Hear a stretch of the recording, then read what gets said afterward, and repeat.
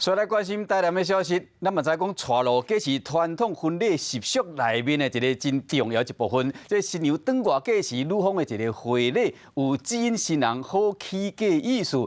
较早用话嫁，即马用人会使代替。是安怎讲？台南有一户人家呢，因查某囝出嫁时，因为呢这甲姐夫呢，这个搬这个带路嫁，穿这个嫁甲啊嫁母这个服装，引导因小妹列车车队前进。这个画面一个公开了后，网友学了讲有够甘心，这个特别的祝福，嘛，新人一世人难忘。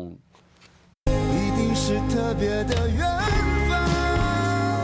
骑一台真歹的机车，头前男性打扮做一身加工，坐伫咧后壁女性就打扮做一身家母。这对翁仔某就安尼沿路带后壁列车，甲新娘带进门。这出面所在就伫咧台南。我们一直赶，一直赶，一直找，网络哪里都去找，结果还好来得及，让妹妹有一个回忆，这样子。带路计是传统婚礼风俗内底，新娘返来后头厝，女方迄边的婚礼，早期拢是用外家啊，即马家己设计就会使。所以这回妹妹要出嫁，姐姐和姊夫决定送予因无共款的祝福。画面公开了后，网友看个真感动。不过其实新娘和因无血缘关系。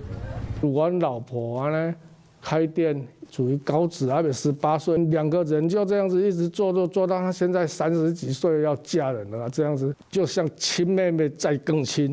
唔是亲姊妹啊，不过早就甲对方当作是家己人，即摆真做是真人版的带路计，创意行为含真心祝福，嘛互新人印象真深。